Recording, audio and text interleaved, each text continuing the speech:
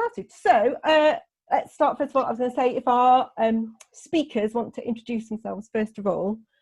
Pete, do you want to tell everyone a little bit about yourself and what you do for the Wildlife Trust? You've muted yourself at the moment. I have. I was just following instructions, Kat. Very good. Do what I was told. I'm Pete Lambert. I work for Shropshire Wildlife Trust. I've worked for them for, I think it's nearly 14 years now. My background's in woodlands, either as a woodsman or a professional forester.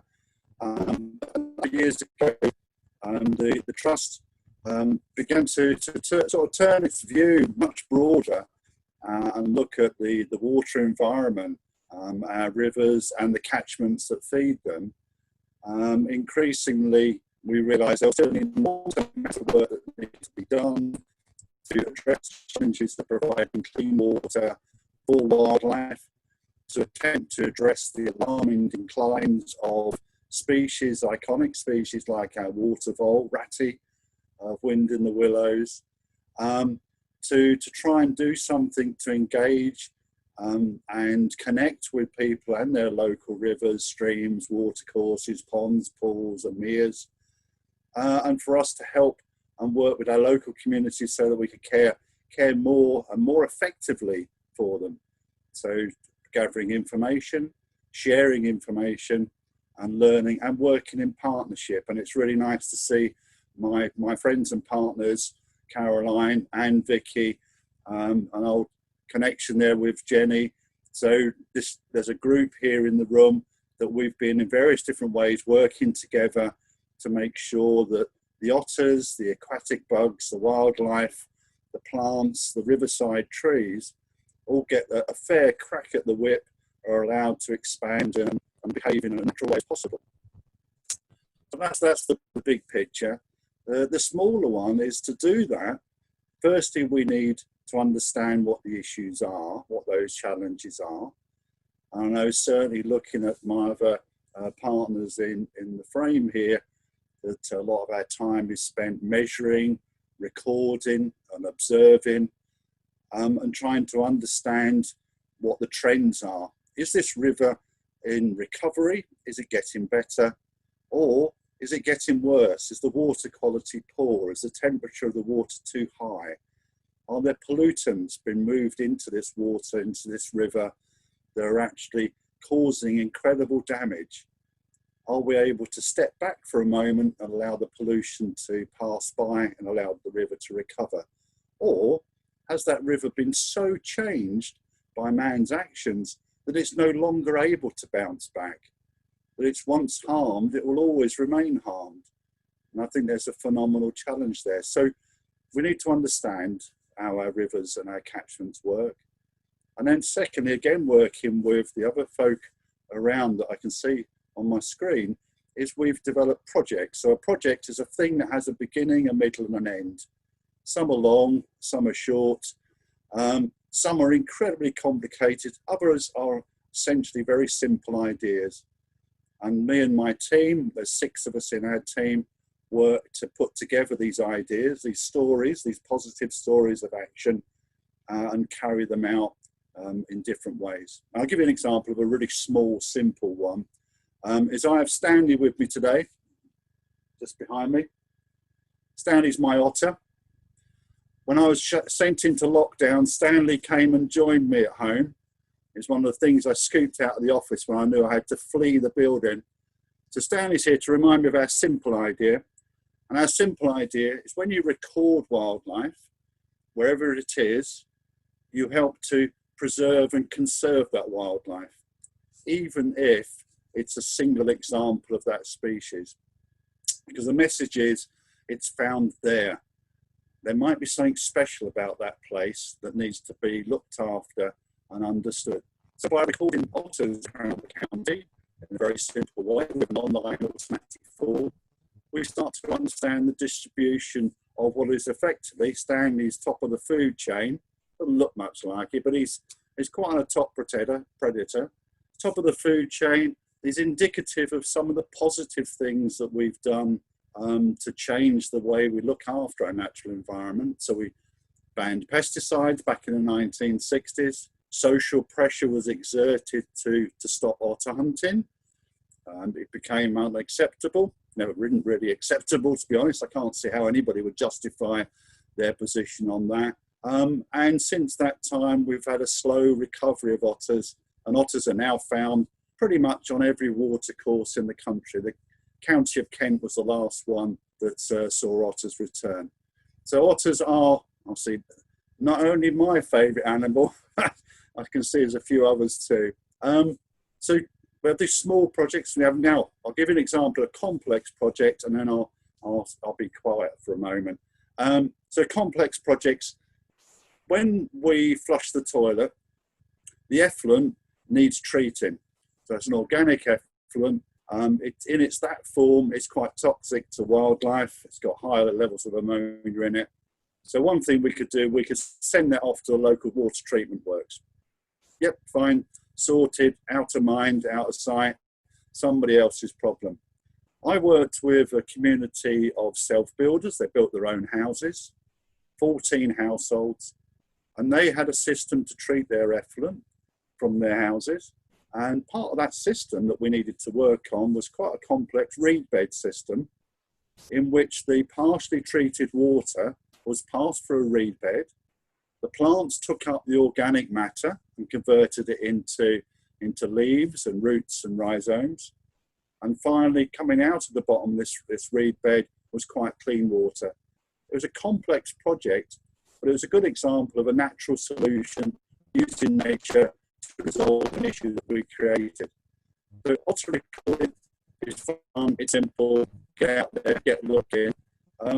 Constructive wetlands or reeds to treat effluent, a bit more complicated, but they're also give an example of the range of things that we do. So I think that's it for me, Kat, as an introduction, a bit of a broad sort of brushstroke stuff. That's great. Thanks, Pete. Very good. Very detailed. How about Caroline? Do you want to go next and give us an outline of your background, where you've come from, and what you do these days as well? You just need to unmute yourself, Caroline. That's it. Learner driver. Right, where have I come from? That's a tricky one. I left college not knowing what I wanted to do. I wanted to be kind of what Pete was talking about, actually. I wanted to be like a countryside ranger. I wanted to work outdoors, I don't know, mending things, looking after wildlife, improving habitats, that kind of thing. It's really hard to get into that kind of thing unless you maybe have grown up in that environment, have volunteered for years. I kind of expected that I could just pop out of university with a environmental science degree and jump into something like that. But no, it takes a lot of getting in there. So much competition. It is and it's perceived as a very interesting job. So I paddled around a bit, did lots of different jobs. I've worked in the stockbrokers. I've worked for the city council in Leeds. I've done all kinds of stuff. But eventually, I fell into teaching. Did some teacher training, and then thought, I don't want to work in a school. I really want to do this outside stuff. So I joined the Field Studies Council and was a tutor there for about 10 years. Amazing job, absolutely fantastic, really enjoyed it. So that's how I know Jenny. But you know, it's an all-consuming job, so I thought, well, I want to use these skills I've got. So took up a job at the Environment Agency in my current role. So I'm an environmental monitoring officer. So kind of goes in line with what Pete was saying. It's all about the detail, my job. So so this monitoring part of environmental monitoring, that's the sort of the measuring and the deciding what you've got. So Pete said, you know, unless you know what you've got, it's very hard to work out whether that's what should be there. Have we got enough of the things that should be there? So the measuring, the recording, the expertise to know what stuff is, that's all part of my job, and that is vital. Unless we have I think anyway, the information that goes into making those decisions about the wider environment, you know, you're sort of floundering in the dark really, because you don't have that baseline. And that's why all you guys getting into the natural world, learning all the different groups that are out there, specialising in something, maybe, I wish I'd done that at an early age, specialised, but I'm a definite generalist. You know, unless we know what things are out there and yeah, what those interactions and that ecology should be like, yeah, we haven't got a starting point. So I feel I'll start with the base level there. I'm doing the starting point. So my job involves looking at the ecology of rivers. So looking at the plants that are there, looking at the animals that are there, you know, fish and the invertebrates, but also that sort of biotic side linked with the abiotic side. So we will also look at all the chemicals that are there as well. So we might look, we're looking for things that indicate things that maybe shouldn't be there. So we're looking for indicators of sewage and fertilizers and slurry, metals. We look at the amount of dissolved oxygen in the water, so that tells us something about the kind of availability, health of the environment. So that's what I do. So basically, myself and a big load of other people help collect this information. So people go out dipping, taking water chemistry samples. I might do some electric fishing, might do a plant survey, might take some chemical readings myself, and all goes into databases, and then our team hoover all the data out of the databases and work out what's there, is what's there should be there, and is it changing? Is it getting worse? Is it getting better? So we have all these standards that we like to measure everything up against, and then we give that information on to other teams. We put all that information out onto the internet, Capture and Data Explorer. I'm sure Pete's been foraging around on there lots of times.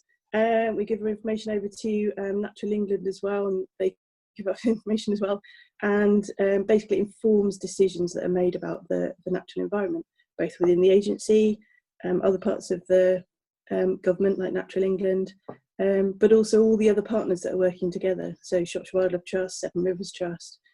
So I kind of think of it as that baseline, you know, baseline that other people are using to make their decisions. And it all comes down to being a bit of a naturalist. And I must admit, I've gone towards becoming more of a naturalist as I've got older and older. You know, if I'm outside rummaging around in the bush, trying to find ladybirds, you know, it's you know, if I'm not doing that, it's not a good day. So yeah. So ask me anything about any of that stuff, and I will. The other thing I get involved with at the agency is actually reacting to things like flooding incidents when they happen. So I can answer any questions about the response to flooding. Wider catchment-based stuff, I get less involved in, but the actual direct incident, most people at the Environment Agency will leave their day job completely behind and leap into instant mode if we're asked to, if we have to. Right, so I can only do really long answers to things, so yeah. That's fine. Thank you, Carla. That's great. Okay, and then our new extra person who joined us at the last minute on Caroline's recommendation is Vicki, who I hear works for Natural England. Do you want to tell us a little bit about your background and what you do as well, Vicki? If you you need to unmute yourself.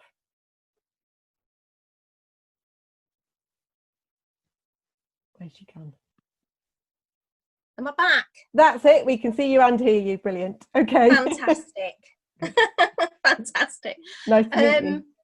Well, you'll find a lot of overlaps in our stories because actually I was inspired to work with nature when I was about 8 years old and went to a Field Studies Council place for to learn about rivers and lakes.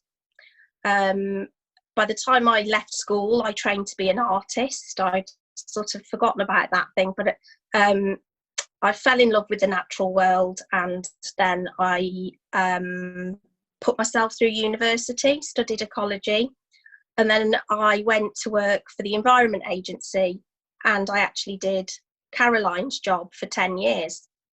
So doing the electrofishing, plant monitoring, invertebrate monitoring, and getting into rivers, getting my feet wet, and I did that for 10 years. I moved to Natural England about 6 years ago. And Natural England is the government advisor for conservation, protected sites, protected species, and wildlife generally. I joined as a river specialist, a freshwater specialist, and that's what I do now. I'm the senior advisor for East and West Midlands. My job is to look at our protected sites, so those rivers that have got special features, and those lakes that have got special features, and so special that they've got high level of protection. They're some of the most important rivers in Europe. My job is to look at those rivers and those sites, look at the evidence, some of which is what Caroline collects, look at the work that partners are doing, and bring it all together and try and decide and advise on what we need to do on a big scale to fix things. So I look at things like working with water companies to spend money improving the treatment of sewage, so that can be hundreds of millions of pounds. I work to improve, I can be working with councils, for example, where people are building houses, trying to convince councils to invest money from house building into large scale nature recovery. So looking across the landscape and trying to come up with big schemes to put it right, using money for natural flood management alongside money to improve sewage treatment and improve water supply, and think about things really on a big scale to get these special sites as good as they should be. So I would say that's my job in a nutshell. Okay, that's great. Thank you, Vicki. That's brilliant. Oh, we've got a thumbs up from Lawrence already. Brilliant. Thank you very much. That's a really good start. So very much this question time is about all the rest of you asking whatever questions you might have. To start that off, I sent out, I think, to everybody. Maybe Callum didn't get it because he was the last minute one to log on 10 minutes before we started. I sent you out a newspaper article by George Monbiot, who writes for The Guardian.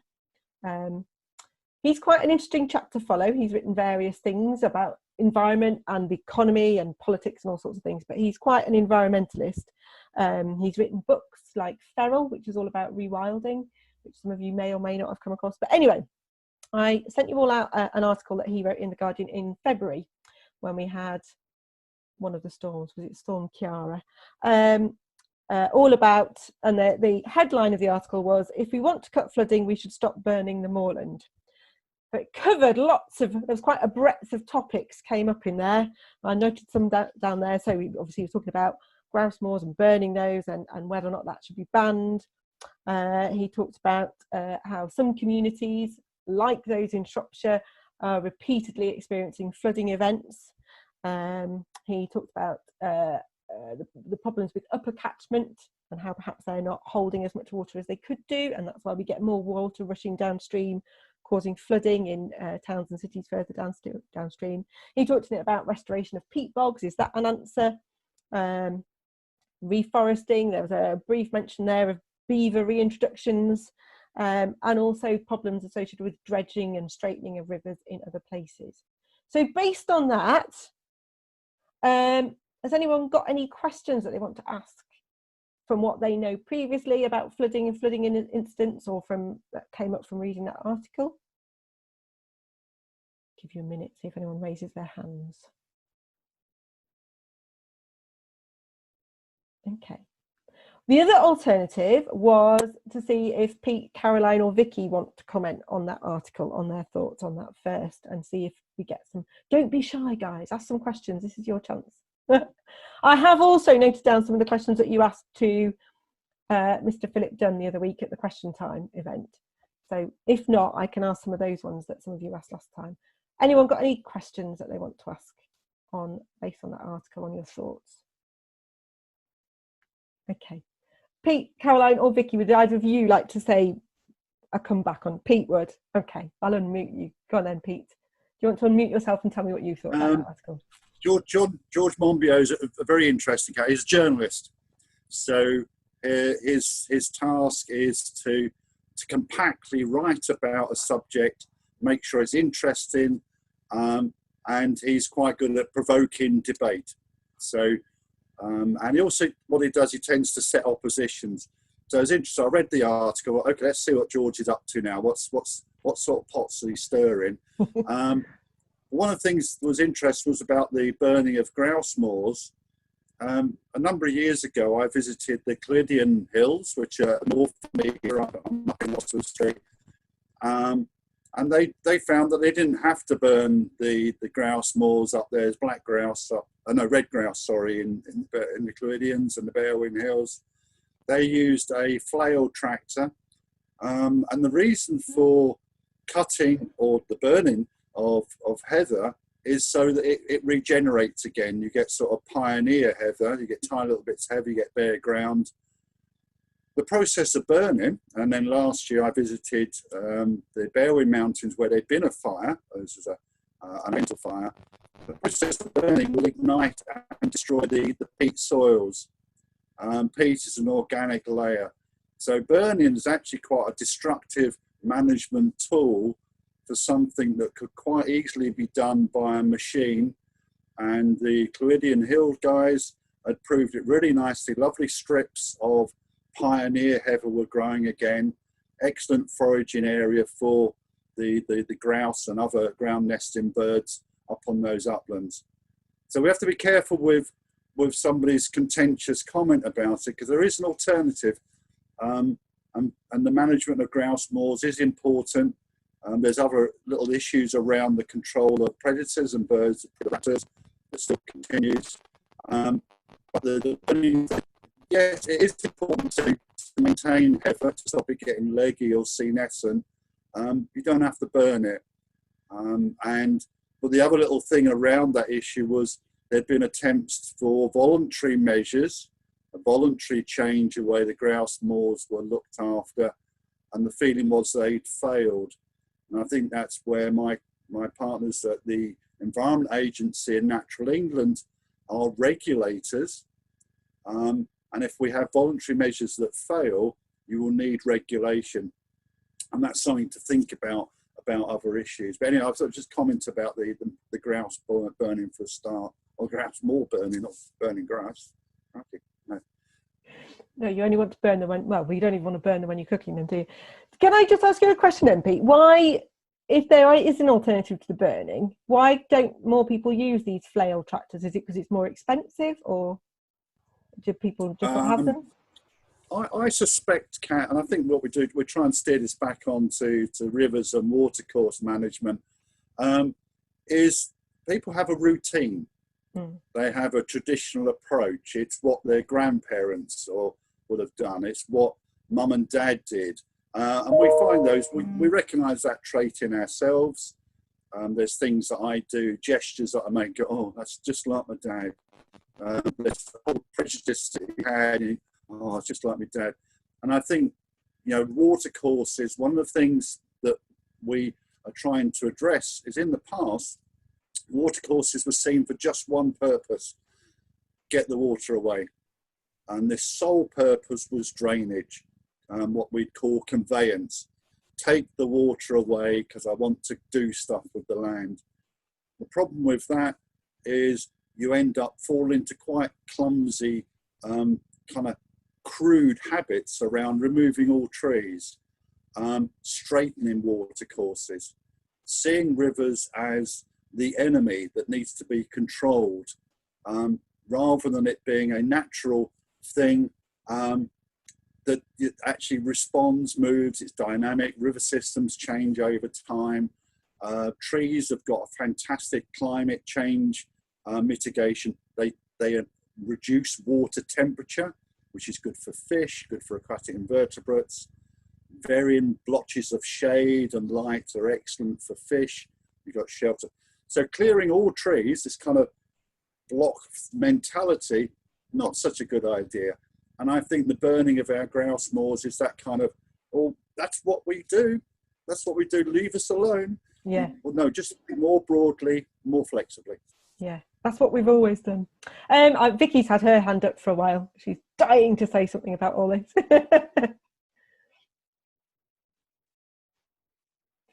Am I unmuted? Yes, we can hear you now, yeah.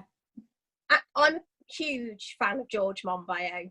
I'd just like to say that. And he is sometimes very rightly a critic of natural England, but he is very much giving the message that we want to give, that we've got to stop opposing nature, we've got to work with nature, and rivers are the epitome of that. Our traditional approach to flooding, as Pete was saying, straightening rivers, getting the water to move as quickly as possible off the land and away, is no longer appropriate, and it's not going to meet the demands of climate change. And we've lost a huge amount of biodiversity as a result of that. And so he's absolutely correct. George Monbiot and what he says, we need to start at the top of our rivers, on the peat bogs, the headwaters, the historical management in those areas, burning, draining, straightening. We've got to start back there. I think there's another element to the moorland burning, which I would stop overnight if I had any. We are trying to, as Natural England, we advise the government, and so our job is to look at the evidence and try and present a case. We don't make the decisions. So sometimes people think we make the decisions. We just present our opinion to government. There are other things that affect the way we fix rivers, such as the payments that are made to landowners. And grouse moors are a classic example. If we want landowners to do something that's positive for the environment, we have to, as taxpayers, as society, we foot the bill for that. And it's voluntary. So any of us, and Pete will have done this as I've done this, and Natural England are responsible for giving subsidies to farmers to do the right thing. We can only push so far. It's a voluntary scheme. What we need, and a big part of my job, is advising policy to try and change the fundamental things that dictate how and why we fix the countryside. And there are big blockers in our way that are really hard to fix, and land ownership is one of those big things that makes life difficult for us in conservation and river management particularly. We can't tell people what to do with their land. We can advise government what to do with their land, and people are paid from the public purse to manage land, and that can make things quite difficult. But we are making the right. People are starting to understand that we need to start putting the big pieces back in the puzzle that will help prevent flooding, will provide a refuge during climate change. To me, George Monbiot does a really good job of sounding the bell, as Pete says. He's sounding the bell and giving it in a palatable way, and his passion. And I've personally written to George Monbiot because I very rightly or wrongly, he's doing us a great service. In the West Midlands, in this area, and I don't know if you're all from this sort of patch, what Natural England have decided to do this year is to focus our efforts as an area, and bear in mind we look after woodlands, grasslands, heathlands, national nature reserves. We've decided to focus our efforts on a peat restoration strategy, and into doing a headwater restoration strategy, because the government has made money available for peat restoration. So yes, we try our best. We keep chipping away at it, but it's nice that so many people in society now are starting to catch up with the way of thinking that we need to change things on a landscape scale, and George Monbiot has been part of that, really. And we're also looking at a strategy to introduce beaver more widely, and I was really lucky that I got to go to a beaver release in the Forest of Dean, I think it was last year, and we're looking in Shropshire now for locations, so it's good. We do good stuff, but the headlines are a blessing and a curse. Yes, I have a friend of mine who describes sometimes as having an intellectual crush, and I think maybe you have an intellectual crush on George Monbiot. Yes, I do. Yes, I go on. Say again, sorry, Vicky. Even when he criticises natural England, I can't disagree with him at times. But you know, he does a service to us as well. But I do think it's sometimes very easy to criticise people like myself or the Environment Agency, you know, Natural England and the Environment Agency, when, you know, it's politicians that make decisions, not us, really. But we all, you know, we're all fighting for the same thing. So yes, exactly. No, I've seen his articles where he's been critical of Natural England as well, and you start to think, okay, thank you, that's really good. Hayley's written a question in the chat box. Do you want to unmute yourself and read it out, Hayley, or do you want me to read it out for you?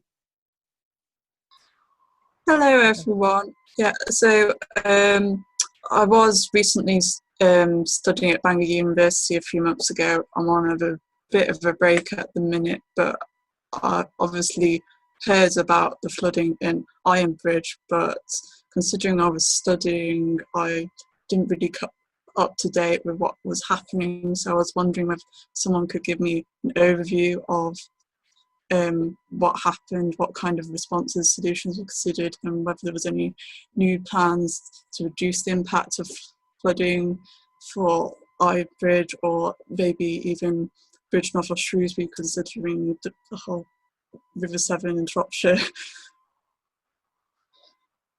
Thank you, Hayley. Caroline's got her hand up, and I can see Pete waving at me as well. Caroline, do you want to go first? You just need to unmute yourself, Caroline. That's it. It's all right.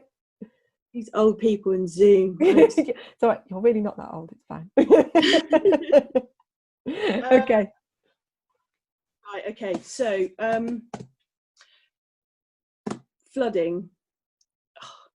It's a tricky one.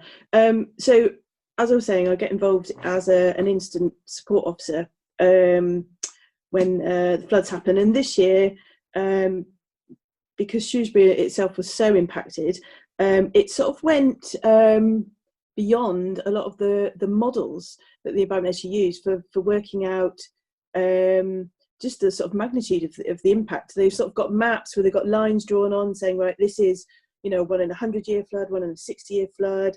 You know, this is, if the levels get to this high in Welsh Pool, this is what they're going to be in Shrewsbury. But things were getting flooded quicker than, you know, levels came up really fast, and it was coming over this bit of the road when it doesn't normally. And so there was a lot to understand on the ground. And actually the only way to do that is to get people walking around the ground, take an iPad with you and a map, and start drawing flood extents. So that's one of the things I was involved with. So as an incident support officer, so I went out with our phones, with a little app on it, and we could draw where we could see the extent of the water getting to. We could use like rack lines and little lines on walls and speaking to people. So half our role was collecting data, half of our role was really interacting and engaging people, asking them if they were okay, explaining some of the support that was available, giving them sort of links to resources online, and just letting them tell their story, because a lot of the time they're people had been impacted for the first time in a long time. You know, maybe they're new into that property in the last 20, 30 years, and this never happened before. So just getting them, you know, letting them have a good old talk about it. And one of the things that came back probably from half of the people we spoke to was, this river just needs clearing out. We just need to go up into Wales and clear it out. It just needs clearing. You know, I'm an ecologist. I spend my entire life rummaging around in the gravel on the base of the River Severn a lot of the time, you know, hoiking out invertebrates that tell me this is a really rich and diverse and magical environment. You know, I'm looking at trout and salmon, and I run a fish counter that counts returning adult salmon coming up into the top of the Severn Headwaters, and you just know this isn't just a pipe that needs cleaning. This is a rich and dynamic and beautifully interactive ecological system. You know, people don't walk into a woodland and go, this is scruffy, just needs cleaning. But because everything's under the water, there's this sort of, as Pete was saying, you know, it's like it's just a conveyance. It's just a channel. We need to get this water from there to there and get it out of the way. So this kind of obsession with dredging, it comes from the old way of doing things, and this complete and utter misunderstanding, miscomprehension of the way rivers work. Right, so this is why I had to move my cup of tea. So there's the mountains of Wales, and then down here is the Severn estuary, and this is the River Severn. And a river, regardless of what you do to it, will always make this nice shape. It's called a smooth long profile, right? So if this person here in Shrewsbury wants to convey his water faster past their house, they basically say, well, we just need to dig that, we need to dredge it. So then they dig this kind of hole in the river, and the perception is that 10% extra capacity can hold your 400% capacity of a flood. So it's never going to work capacity wise, but it seems to be solving this problem. So, you know, clear the river out, clear the river out. But what happens as soon as you make a hole in a river is the river goes, oh, well, that's not smooth anymore. I need to make it straight. I need to make this nice smooth profile again. So all the river does is claw material from up here and fill it in the hole. So then you get this nice smooth profile. So by dredging this section here, in this false conception that you might improve conveyance past your house, whatever, or your field or your farm, whatever, you then cause headward erosion in this part here. And if you did that all the way down the system, well, yeah, all the habitats go, all the fish go, all the invertebrates go, all the plants go, and you've increased your river by 10%, but you've got 400% in a flood. So the maths don't add up. So it's this fundamental misconception of the way rivers works that leads to this kind of opinion that you take a little bit outside your property, or, you know, 10 miles upstream, 10 miles downstream, and you dredge that out. It's just literally going to just fill back in again. That's what rivers do. So I think the more people understand the dynamic nature and this fundamental physics of the way rivers work, we'd be able to, if you like, knock that on the head. So with my understanding of all that, I was walking around Shrewsbury talking to people, and everyone saying, we've got to clear this river out, it's ridiculous. And it took all my sensibility or whatever it was to have that discussion with people and say, well, do you know, it's actually interesting the way rivers work. And there was probably half the people that I spoke to about dredging were just, I had no idea. That's wow, that's amazing. Gosh, I'm gonna, and actually I talked to some guys on the operational side of the Environment Agency who were doing the putting up the barriers and putting them down again, the engineers, and I heard one of them repeating the same bit of information about how rivers actually work to another member of the public, and he was just saying it's amazing, the dredging, it just doesn't work at all, because, and I was, oh my God, if only we could actually put this message out to everybody. You know, and it was that was a real buzz hearing him say that. So that's a long introduction to Ironbridge. So Ironbridge is a very particular situation. Pre-Ice Age, the River Severn actually used to go north towards Chester, where the Dee is now. But there was a massive great moraine just sort of upstream of Shrewsbury, and that held back loads of floodwater, and it was a big area called Lake Lapworth. And when that moraine broke through the glacial till, the river that was caught up in the lake surged towards Wenlock Edge and just managed to cut through Wenlock Edge and then eventually travel south into where the Severn Estuary is now. So you've got this kind of peculiar bit of river that just cuts through this big sort of this big long thin hill. So you get this gorge, this absolutely incredible gorge. So all of the water coming from North Wales, it's coming down, it's goes into beautiful meanders just above Ironbridge, and it's all very sort of natural and dynamic and moving around, and then suddenly the whole lot gets shoved through the middle of this gorge. So whatever you do upstream, you're always going to have a flood risk in Ironbridge. It's just the nature of the environment there. So what's been done in the past is to put temporary barriers up to try and, if you like, extend up the side of the channel and stop the water going into people's houses. This year, just because the sheer volume of flood, the temporary barriers shifted. In fact, it wasn't a problem with the barriers. It turned out in the end it was a problem with the tarmac on the road, because the river went from about 100 tonnes a minute to 400 tonnes a second, 100 tonnes a second to 400 tonnes a second. There was so much weight pushing on those barriers, which are like a sort of flip-up metal unit with a plastic cover over the front, that the bits that grip into the tarmac gripped so much that the tarmac wrinkled and the whole lot shot back.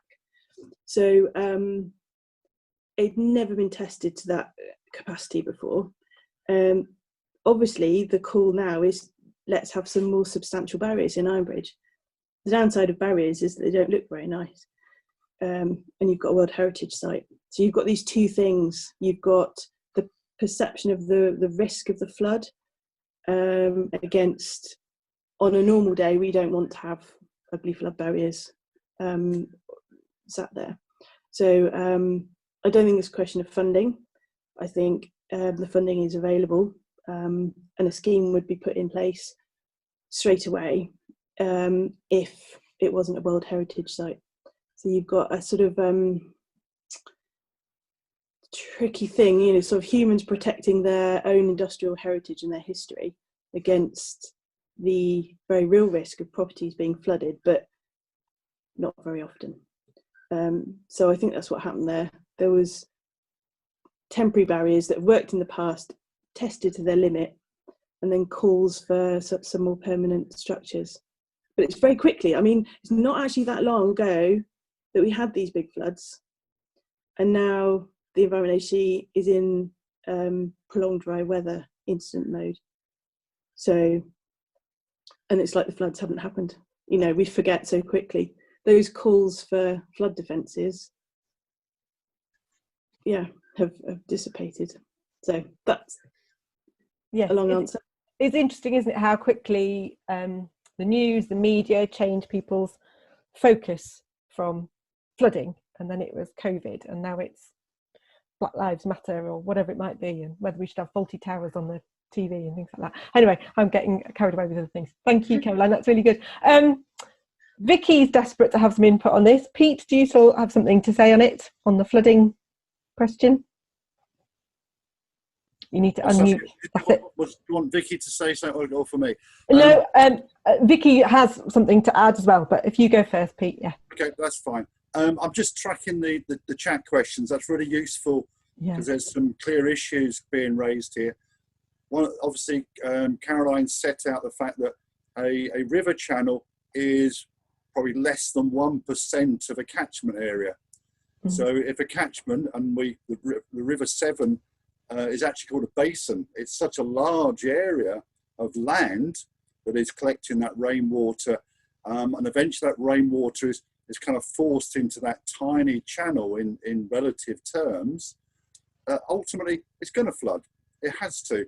And I think part of some of the people put the word perception, concept, how people understand a river. A river is the land, it is the channel, and there's a dynamic bit of land/water called the floodplain. And those three elements are in play all the time. And a river is not just the channel. And I think there's somebody who's talking about how do we communicate these things, and you're looking for a bit of a real shift, a bit of a kick in terms of people's mental framing of what a river is all about. And some of it gets a bit locked into, it's the bit at the bottom of my field or my garden or the bit that comes into my road, not recognising, for some of you in the audience or the group this evening, you may live in Shrewsbury, you may be quite familiar with the little Radbrook that runs down to the Severn in Bursfield. That little brook is 8.5 kilometres long. That's a long little river. And it travels all the way from the other side of the A5 from a really nice area, what we call headwaters, where those first rains collect, that's in complete countryside and fields. So it's that catchment framework that we need to just get gently fitted into people's brain. Take the old ideas out and stick this new one in. Now, in George's article, and I think you've heard it in the news, and it's getting more and more part of the debate of when we get severe floods like the one we saw earlier this year, is natural flood management. And I think I'll spend just a couple of moments explaining what that means.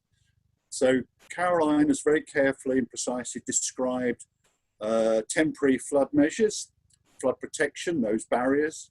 There's property level protection. You can put a flood door on, you can move an air brick, you can redesign your garden, you can change your entrance. In Tewkesbury, the cricket club is built on stilts because it floods every year, the cricket ground. The cricket ground is actually, funny enough, a good example of a natural flood management area. Worcester Racecourse gets covered in water. Great. If you walk around the racecourse, you can see all these drainage channels they put in to chase that water back out. But a lot of that water will penetrate into the ground. It will infiltrate, it will permeate into the ground. And that's the principle of natural flood management, is about increasing the permeability of your catchment so it acts more like a sponge, which is why we have the dangers of sort of upland mismanagement, is the water runs too quickly off the mountains. I spent a very happy long day lost in the moors, stumbling from pool to pool to sphagnum bog to sphagnum bog, laughing myself silly because I thought I am utterly lost, but also quite reassured is that's what it was supposed to be like. I shouldn't fly across it because it was bone hard and dry. I should struggle to get across a mountain because it should be soaking wet like a big sponge. That's the top. Lower down, it's, as Caroline describes, this lovely curve. We're trying to grow crops on it. So yeah, okay, we've got to manage that water. But if we exclude all that water so it sits on the surface and chases straight into that tiny channel, that will form a peak wave.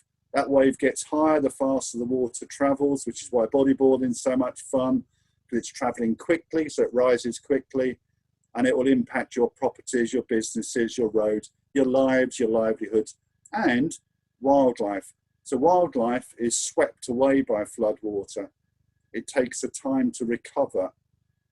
It needs variety and shape and morphology, the shape of things to hide, take refuge. Otherwise, floods just cascade through. This is why traditional measures like what they call the trapezoidal channel, it's that kind of shape made out of concrete. You've seen them in, what's it, Arnie? Yeah, motorbike and a big storm drain in the States. They love them. They stick them everywhere. Huge concrete channels. What a disaster. You know, nothing going on there but death and destruction. Oh, sorry, that's the film, not the water course. Anyway, What we do need is sinuosity, flowing shapes, backwaters, so that wildlife have got a chance to escape. We need landscapes that are permeable, that are absorbing water, not chasing it away. So natural flood management is about encouraging the landscape to come to our aid, not to wrestle it back into shape and conformity, but to get to other stuff for us. That's great. Thank you, Pete. I love the language you use. Vicki, do you want to come back with your take on this? And also maybe answer, Mia had a question. How do you combat misinformation on river management techniques? Do you want to try and answer that as well as the comment you were going to make? Don't forget to unmute yourself, Vicki. I was going to try and show you a photograph, but I don't think I can. Can you see that?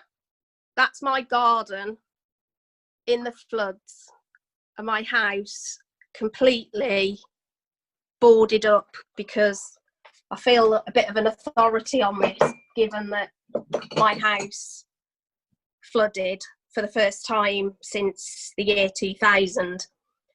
And I'm actually just above Bridgnorth and just below Iron Bridge. So I'm in between two major towns, both of which one's got a barrier, a flood defence barrier, and one hasn't. And I was actually stuck in my house for 2 weeks because the track and the access was blocked. And that was before COVID. So I've been trapped in this house a long time. Anyway, watching the water lap around the house and start seeping in through the bricks gives you quite a good time to reflect. And the thoughts that were going through my mind were, A, look at the colour of the water, it's horrendous. And also, I don't want a barrier.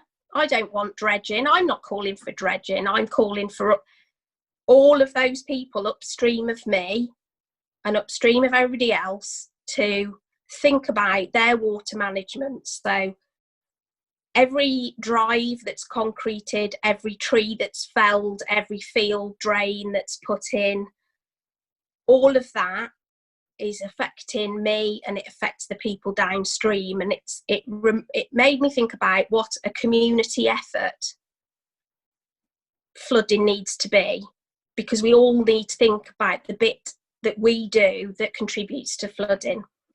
And I'm not calling for a defence in Bridgnorth, because the chances are what defences do is they squeeze the river in, they'll make it go faster downstream, and what they'll do is they'll hold the water back upstream. So if there was a defence in Bridgnorth, my house would be one of the ones that was underwater. And I'm very much of those, you can't stop it at the end, you've got to stop it with 1,000 small things above. And that's what we're trying to do with our peat restoration strategy. The other thought that I had was that I would speak on the back of this and about at the back of the calls for defences, one of which came from our Member of Parliament, Philip Dunn. On the back of that, we need to really ramp up our education. And what I proposed to do, and I spoke to the Environment Agency about it, was doing a flood road show. So Pete doesn't know about this, although Pete was fully included in the plan, because I'd already got him a little table set up. But having a flood road show where we could demonstrate, because we've got model rivers we can demonstrate, and an open forum for questions. And I've got the Seven Rivers Trust involved, spoken to the Environment Agency, and sadly COVID-19 has scuppered those plans. And the idea was that we started at the top, and that was for the Severn and the River team, which was badly hit by floods. And it isn't very helpful when MPs call for flood barriers. And although he was countered by the Secretary of State for the Environment, who supported the natural flood management message, which was great. So my first thought was, what can we do to re-educate people? How can we get a movement going, a bit of momentum? The other thought I had about stopping the flow coming down the river and this impact of high water was, the flip side is that the drought we have in the summer that affects the River Severn And people don't realise that the River Severn is topped up through the summer by a reservoir and by pumping out groundwater to make sure there's enough water in the river. So the very same things we need to do to stop flooding, fix the sponge, you know, at the top of the catchment, hold the water back, hold the water in the landscape, is the very same things we need to do to make sure we've got adequate flows through the summer. And one of the things people don't realise that I'm working on at the moment, that's a big thing at the moment, is the southeast of England, so London and that area, are running out of water to sustain people. And there's a plan for us to send our water from the Severn catchment over to the Thames catchment. And my thought is, how, if water companies want to do that sort of thing, the first thing they need to do to me is prove that there's enough water in the landscape for that plan, and as such I can get them to do loads of big studies into water in the landscape, which is great because we haven't got the money to do it, and neither of the Environment Agency. So water companies paying to think about water, conduct all these studies, and then my and other people's plan is that if they want that water, we have to invest in our landscape resilience. And so why not get a water company to pay to fix the bogs at the top of the catchment so that the water they want is there, and it's about using that compromise and using that using that fund and that resource to get the absolute best outcome for our river. And why shouldn't water companies, farmers, developers, all of us pay to restore those habitats in the top of the catchment, and and pay farmers to not farm land that would help with flood management, and recognise the value that has for drought, for flood, and also for biodiversity. So that's what I was thinking about while I was trapped in the house for 2 weeks. Sorry to ramble on.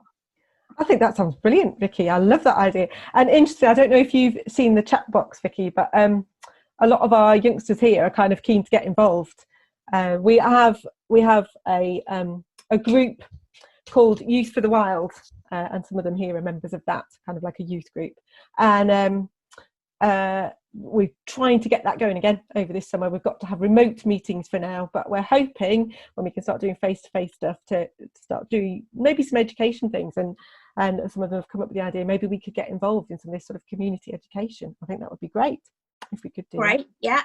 And Pete will say there's lots of, Pete's got river tracker, river health tracker, and there's we could really use people surveying. There's a very simple survey that people can do of headwaters because it's a priority habitat, and we're just asking people to go out and do a very simple survey assessing the naturalness of those headwaters. But yeah, the more voices out there sharing this stuff, and the Environment Agency have got, as I say, a model river that has water running through it, where you can draw rivers, you can straighten rivers, you can modify rivers and turn the flow up and down, and demonstrate to people why barriers are not the best solution. Hard defences have a knock-on effect. If you put something hard against the bank of a river, that water will hit it and start eroding and do damage somewhere else. And it's a really good way of demonstrating it. So yeah, that would be fantastic to get people to use that resource and spread the word. Yeah, I think so, especially like you said, it's kind of not in the consciousness as much now, but I'm sure there are lots of people who were affected by the floods in February, March, who are still living in a caravan somewhere because their houses aren't fit for purpose. Yeah. So one of our youngsters here, Mia, has commented maybe we could go into schools and spread the word a bit more. I think that's brilliant. Fantastic. Yeah. Oh, we've got a cat joining us. Great. I can see Lawrence has a question. He's had his hand up for a while. Hello, yeah, I think just as an aside, it's interesting, just Vicki just hinted at, that there's a sort of perception that natural history and wildlife is sort of something whose needs are always at odds with ours, and that it would be some kind of sacrifice to, say, restore upland peat bogs or something. But Anyway, that's by the by. I mean, Pete mentioned earlier about the fact that a river is a system and that a floodplain is part of that system. That's where the water goes when there's too much. A river isn't just a chute. But of course, unfortunately, even if all the natural processes were still in place, even if we hadn't sort of cleared land for farms or whatever, we would still have built on part of the system, part of the floodplain. And so, to what extent, as flooding is a natural process, albeit sort of some sort of modified by human actions, to what extent is it simply tough that properties will flood because they are on the floodplain? To what extent can that be prevented by holding water back upstream and putting defences in judicial positions? Thank you, Lawrence. Who would like? Pete's got his hand up. To respond to that. Thanks for the question, Lawrence. I think it's a very challenging one. We've seen images of riverside pubs flooded, businesses up in Cumbria a couple of years ago, colossal amount of water damaged some quite large and significant towns. It impacts on people significantly. 2007, the Tewkesbury Cathedral was isolated, became an island. Fortunately, wasn't these zombies sort of trolling around in that shopping mall down there, but it felt like that kind of scenario, this end of day type thing. But currently has allowed new developments to continue to be built on the floodplain. And that seems unwise. We do have to build, we do have to create new homes, we do have to create new places. They don't have to be badly sited, they don't have to be poorly designed, but they still are. And I think there's an opportunity for water sensitive design, for sustainable drainage principles, drainage, the notion that when a raindrop hits your built environment, your house or your business, that it begins a journey where it stays as clean as possible before it's discharged, let back into the watercourse close by. So sustainable drainage is a way of slowing things down, providing some treatment. You've got green roofs, a really good example of sustainable drainage. Rainwater harvesting. I've got water butts on the sheds in the garden. So I'm hanging on to that water. I don't want it to go somewhere. I don't want it to pick up pollutants from my driveway and carry that into the local river. I'm going to hang on to that stuff and use it in the garden, or I top up our pond that we dug. So there's a way that we can look after our water budget, the people component, and prevent harm. But the notion of having sacrifice areas, I think, unfortunately, careless building has created those situations. But also, we do like to live beside the river. It's a fantastic place. And when Vicki isn't trapped inside a house by this inundation, what a fantastic spot. I'm an angler. I know it's slightly contradictory, but I thought I'd better get it out in the open. It's like sort of Alcoholics Anonymous. My God, he bothers fish with a bit of line. Not very often, I must say. But in doing that, what I'd like to do is actually absorb those natural sounds, that rush of water, that flow, that burble, that brook passing by. So with this therapeutic values, I do like to be by rivers. We like the views. It increases the value of our house. So we're self-sacrificing. We could plan not to live on these floodplains. Anyway, I've slightly wandered off the point. I mean, one of the comments here on the chat is about education. As I said earlier, I specialise in woodlands. That was my habitat.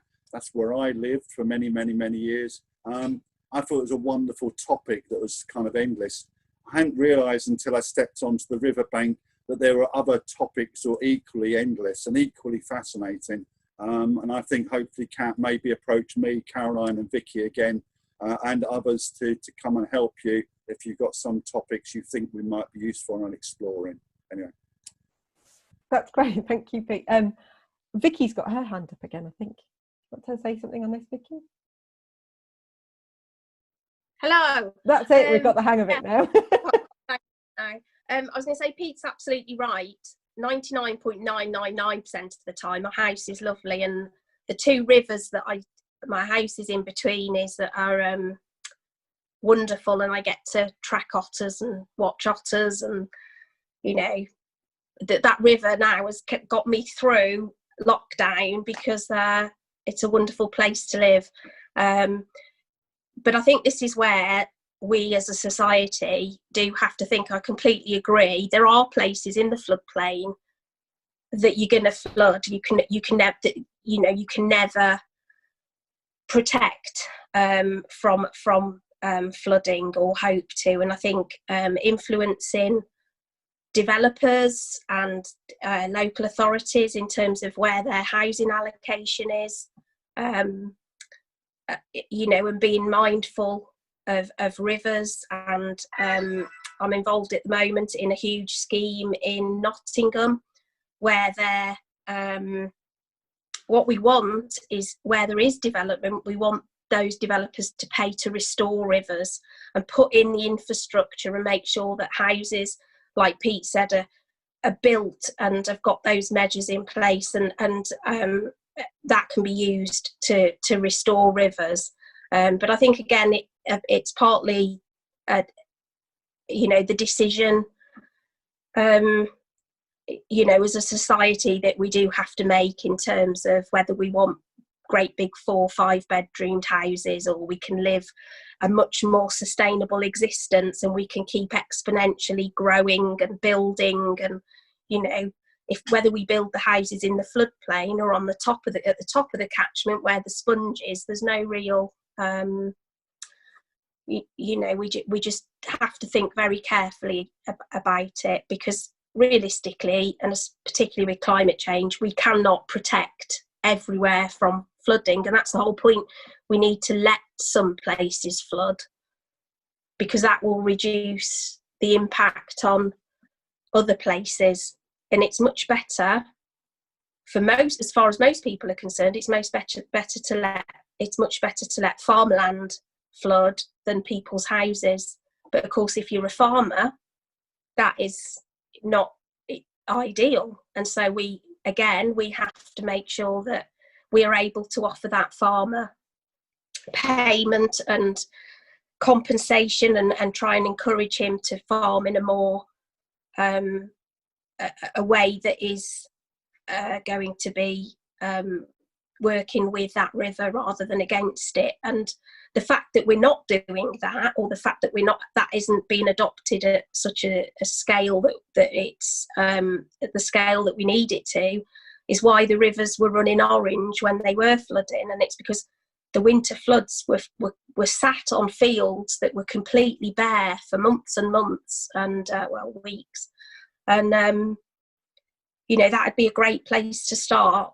Those farmers that had fields underwater this year, and certainly the farmer by me lost 2 inches of soil through the flooding, and that's not good for him either, because that's his harvest. He just sprayed fertilizer on it, planted the seed. So yeah, there are other problems. I would much rather him plant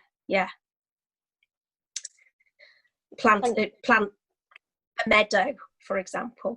Yes, yeah, that's good. It's interesting. I don't know how much you know, Vicki, about the background of this. We had a question time event last month with Philip Dunn, which opened up lots of topics. And listening to your responses, it strikes me that the water runoff, or maybe our lands are more pressured because there's more people, and so we're building more houses. People want to tarmac over their front gardens so they can park all their cars that the whole family owns, and there's lots and lots of issues in play here, aren't there, that we need to think about. Yeah. More people, they're taking up more land, and therefore there's less space for the water to be. Yes. Yeah. We have another session in August actually on population growth. Everything's interlinked, isn't it? It's all interlinked. Yeah. Thank you. Pete put his hand up again there. So I just wanted, you mentioned sort of paving and stuff like that, and I've spoken about sustainable drainage.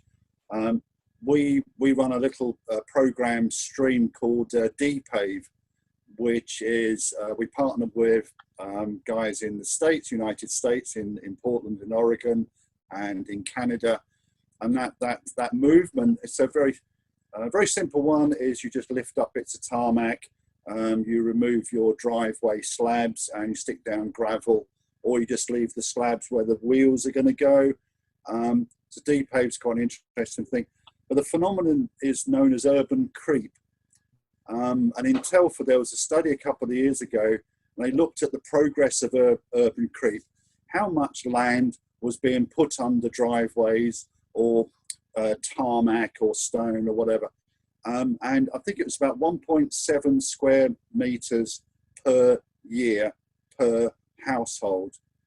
So you've got basically sort of death by 1,000 cuts of permeable soils, you lose soils, recharge of aquifers, so sort of water isn't going into the ground to recharge the groundwater, so that's not happening anymore.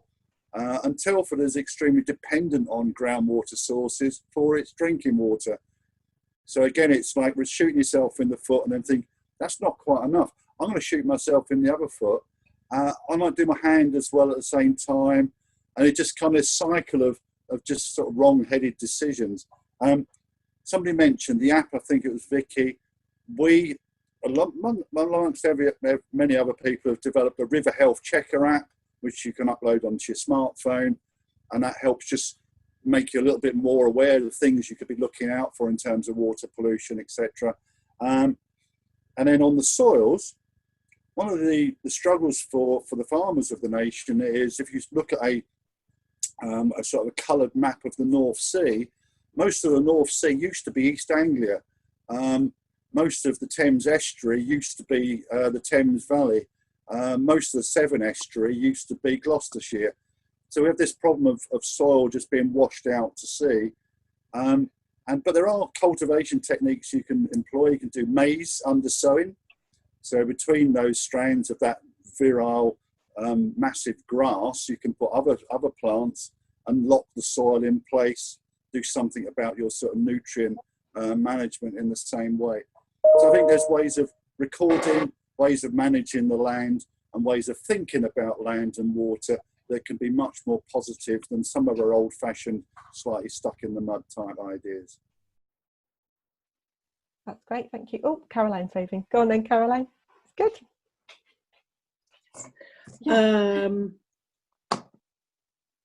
Nothing to do with my job or my expertise at all, but I just love soil.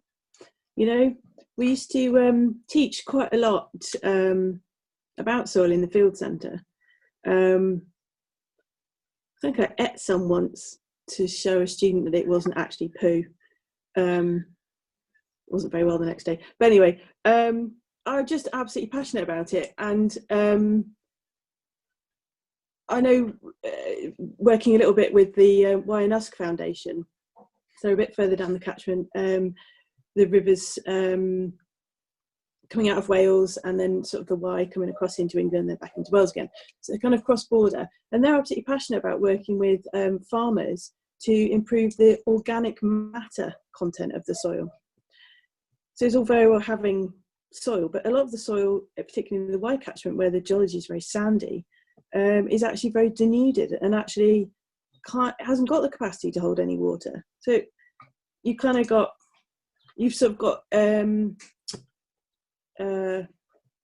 grades of, you know, you can't just say, oh, we've got some soil, that's okay, that'll be a good sponge to help slow this water down the catchment. You know, it's actually about having soil that works as a sponge. You know, if it's just sand, it's not going to work to grow crops, and it's not going to work to hold that water either. So there's lots of things within farming itself, not just you know, pay farmers to have their land inundated if they're in the floodplain, but actually further up in the sort of upper reaches, actually trying to get that development of a good soil. One of you, Jenny, might know how quickly soil develops, but it's incredibly slow.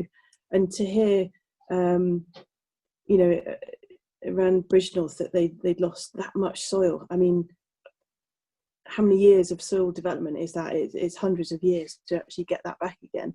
And it's something that's so important. So, not understood and not in any school syllabuses anymore. You know, no one's getting that introduction to understanding soil, and it's fundamental to absolutely everything. It's fundamental to everything we're talking about with NFM. You know, if you're holding water back, you're holding it back in the soil, and it has to have that good structure. Yeah, I don't know where that came from, just a passionate outburst about soil. It's so important. There's a new natural history GCSE about to be launched. I just hope that's got something about soil in it. I need to have a go and have a look through, but if it hasn't got soil in it, I'm going to get some comments in there because it's fun. It's absolutely fundamental. Okay, that will do. On the natural history one, it is open for consultation at the moment for any members of the public, even youngsters who are still in school. Yes, so you can go on their website. I can send you the link if you want it, Caroline, but it's open for consultation till the 19th of July. But talking about soils, there was a research paper, wasn't there, published maybe a couple of years ago now, saying that there's only 100 harvests left in the soils because they're so denuded now and so poorly looked after. I'm aware of the time. It's 5:20. We've been on over an hour, so let's keep going for a bit longer. Vicki, do you have a comment to make on that? Yeah, I was just going to say Caroline's points about soil are absolutely spot on. And I think one of the problems is that we've denuded those soils so much.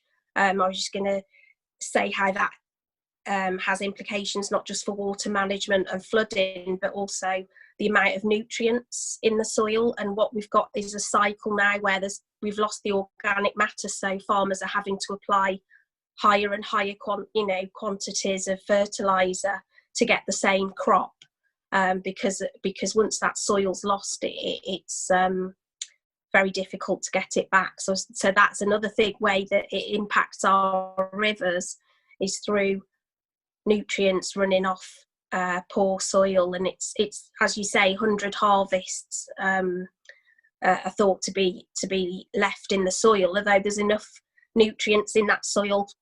You know, the nutrient content far outweighs the need, and we're losing a lot of that to the rivers, which has a really negative effect. All those nutrients, they can cause an excess of plant growth, which can affect flooding. So we get people wanting to cut the weed in rivers because it's perceived to cause and exacerbate flooding. So the whole system, the whole catchment, the whole where the housing is, where we're farming, how we're farming, it's all integrated into flood management and river restoration. So yeah, it's a very complicated, very interesting area of work. Yes, very involved, I imagine. Yes, thank you. I promised everyone we wouldn't be much more than an hour and a half.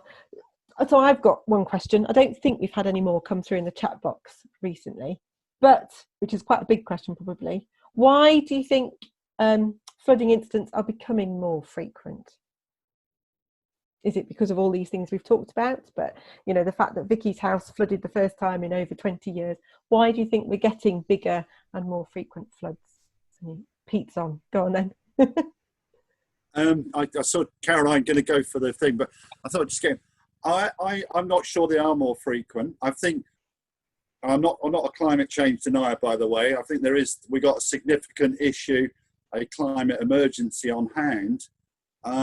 But I'm also a historian, so I'm not a denier of climate change. We've done something awful and terrible from the Industrial Revolution onwards to climate that we need to do something about. We have to address that issue. But historically, in geological terms, there have been cycles of wetter weather or wetter climates and then drier ones. And they've affected the distribution of plant species, of animals. We're in effectively an interglacial period. So that I'm taking sort of like the big Gaia type view. But the issue for us is we live now. These are the conditions that we are trying to understand, to manage and deal with. Flooding is impacting us more because we're in the way. we want our world to be different. We're attempting to over-control it. So we have to make space for nature, and I think Lawrence used that term earlier, and Hayley was talking about how do we understand these flooding events, and certainly data is an important part of that, and personal experience, the experience of Vicki, to make that picture. They're not more frequent, but they are more impactful on us directly. But we also, individually and collectively, we can make changes. We're in a better position. Back in 2,000 years ago, London, where I grew up, was a marsh. Quite literally was a boggy, smelly, stinky marsh. Miles and miles and miles of it. And the River Thames just swathed backwards and forwards across its floodplain. I go back to visit now and I walk down sort of Victorian embankment, which is concrete and stone and marble. And the Victorian said, we want the river to stop here. And that's not a natural relationship. That's a very different one. That's an artificial relationship. And if it's artificial, then we better make sure it's a damn good, positive relationship. And we have to be flexible with nature. Anyway, Ed, I think, Kat, we're probably getting to the end. So I'm gonna be quiet now. Thank you. It's one of these things we could go on talking about, I think, isn't it? Lawrence, have you got your hand up? Do you have something to say on it? You need to unmute yourself. There's a few thoughts I've got. One of them's a bit off topic, so we can leave it until we've come to the end of this part of the discussion. But it was to do with the fact that certainly it's easy to not appreciate, really, that when we talk about sustainability, we are really talking about extending our own sort of span of comfortable existence on this planet as humans, as a species, and less about anything else, because the biosphere will survive us, probably, and therefore, it's worth pointing out we're making ourselves comfortable in a sort of ethical way as much as anything else. I think that's seems like a reasonable statement. The other was about beavers, but we can come back to that at a more appropriate point once we've no, go with your beaver statement / question, because I had a similar thought. Go ahead, Lauren. Well, my thought about beavers is obviously we've discussed right at the beginning the sort of the advantages to having them there, slowing the flow, that sort of thing. But evidently there's a lot of caution with releasing them and introducing them, and I think that I can understand that. But I wondered what's the motive behind what are the perceived downsides to bringing back beavers? Who wants to answer that one? Have we got any willing? Pete? Yeah, go on then. Yeah, I'm just to keep things chunking along. Firstly, we can find some speakers if you guys would like a session on beavers, natural history, challenges, etc., etc. Positive are they used to be a native species a long time ago. They were persecuted. They got lovely coats, apparently. I'd rather that they continued to wear their coats, but they're very popular for hats and jackets and mufflers. But we have an opportunity to reintroduce them. They're in this country now. They're in wild populations. They're in captive populations. We certainly, Shropshire Wildlife Trust, are attempting to fundraise to have a captive colony in Shropshire. Location a secret currently. Just we've got to get the money in place. No need to let that one out the bag or out the beaver trap. The negatives are, as they found in Bavaria and in the States, by the way, it's a different species in the States, is they modify their landscape. And as I was saying earlier, it's a crowded landscape. So in Bavaria, they have very proactive wildlife management. They move the beavers around because beavers will modify by felling trees. They're looking to improve their habitat for them, rather like Lawrence's point about this sort of human-centric, they're beaver-centric. And I thought that causes conflict. And I think there is always conflict in the countryside, conflict in the urban environments. And the beaver is is a large, powerful, very busy and energetic, a semi-aquatic mammal.